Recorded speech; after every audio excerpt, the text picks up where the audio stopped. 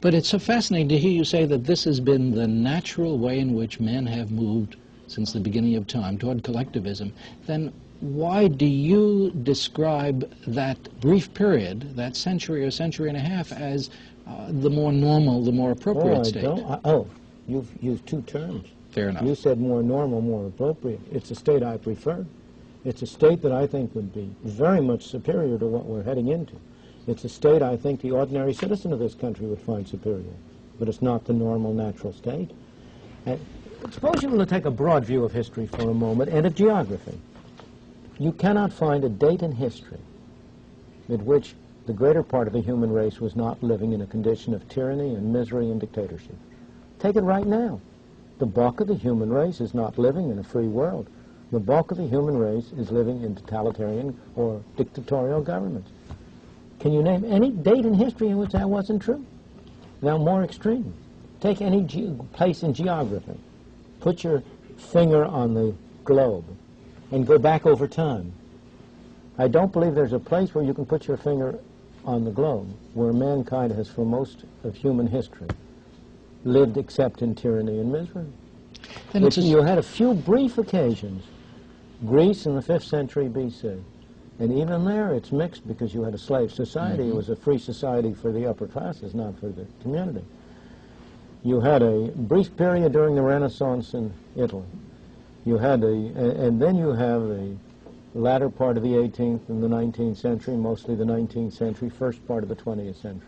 Those are the exceptions, not the rule. Then you're the one who seems to want to interfere with the natural order. Absolutely, I do. Then why do we call you a conservative? Because I'm not.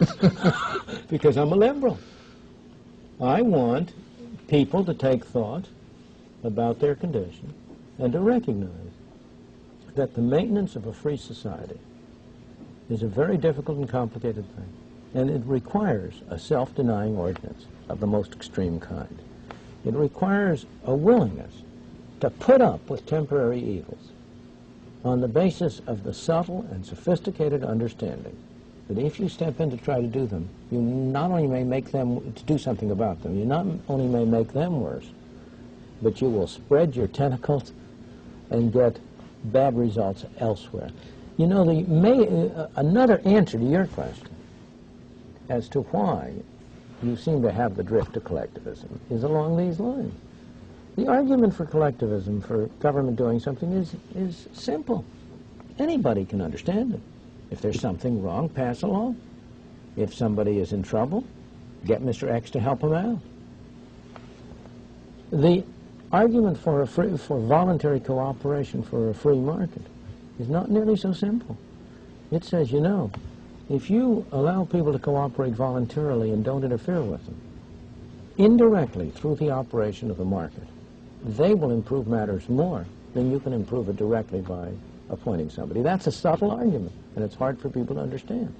And moreover, people think that when you argue that way, you're arguing for selfishness, for greed. That's utter nonsense. The people who are in positions of power in a political hierarchy are also selfish and greedy. Mankind is selfish and greedy. And one of the interesting features about the 19th century that we were talking about, I wonder if you realize that there is no century in human history in which charitable and eleemosynary activity has been as widespread and on as large a scale as it was in the 19th century. The charge used to be made that there were so many people trying to buy their way out of hell. Well... or into heaven. It's not too bad to have a...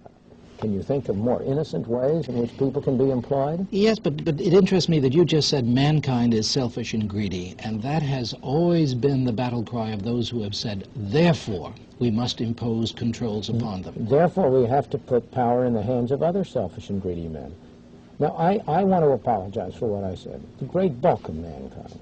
There are always conspicuous exceptions, not everybody. And also, for each person, there's an exception. People are selfish and greedy in one aspect of their activity. They are unselfish and generous in another. No, I understand so that. But I don't mean to be making a... I understand, but again, that is the philosophic basis of the argument that government must step in.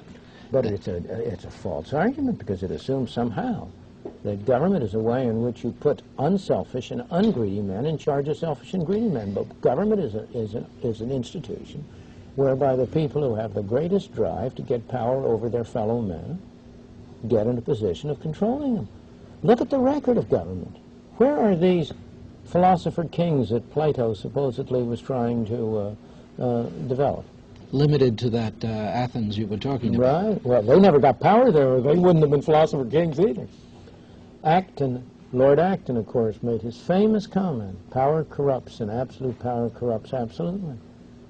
So that I do not believe that that argument will, that base will sustain the conclusion. Well, isn't there a major question, though, related to those who say that Lord Acton really was saying that power tends to corrupt, and I suppose that absolute power tends to corrupt absolutely, yes, and that it's too simple to say that power corrupts, and that there's a trade-off here and a balancing, which leads me to ask you, literally, in these last few minutes, where are we going in your estimation? Quite honestly, quite directly. Sure. There is a balance, you're quite right. I am not in favor of eliminating government entirely. I think government is growing all out of proportion to its scope. Where are we going? I believe that depends on us, that that's not in the cards. It's not. We are masters of our own destiny. But if you take the road we have been on, we are heading toward a destruction of our free society and toward a totalitarian society. We are unfortunately headed down the route which Chile has already taken essentially to its end, which Britain has taken much farther than we are. Now, I hope we still have time to avoid it, but we will not avoid it unless the people of this country recognize the danger and take very difficult and important steps to set a limit on the extent to which they are going to permit government to interfere with their lives. If you thought that we were not going to avoid it, that we were going to continue down present paths, the path to serfdom, perhaps, would you then try to develop some different kind of philosophy, some different kind of approach that might enable us to make the jump from the freedom that you embrace and the near serfdom that seems likely in the future? I don't believe so, because I think if you go down that road, I don't believe there is any philosophy which will enable you to avoid it. My own reaction is very different. It is to say we don't have to go down that road. I may think I really do think, that the chance is a good deal less than 50% that we'll be able to avoid it. We may well be fighting a losing battle. But if it's the right battle, if it's the only alternative to serfdom, then we ought to fight it and try to convert that 15, 25, 30% chance, whatever it is, into a certainty. There are some sources of support on our side, fortunately. Give me the name of two, please. I will be glad to. Number one is the extraordinary ability and ingenuity of the American people in finding ways to get around laws. That's a major source of strength for freedom. And number two is the inefficiency of government. People go around complaining about waste in government. I am always reminded of a wonderful saying of an old teacher of mine. He was a teacher of statistics, and he made this statement about statistics, in which he said, pedagogical ability is a vice rather than a virtue if it is devoted to teaching error. Well, I say thank God for government waste. If government is doing bad things, it's only the waste that prevents the harm from being greater. And the waste government has two very important elements. Number one, if government were now spending the amount it spends, which is 40% of our income, governments, federal, state, and local in the United States, have total spending, which equals 40% of total national income. If they were spending that efficiently, we'd be slaves now. And in the second place, the waste is so obvious that it arouses a counter-movement on the population at large.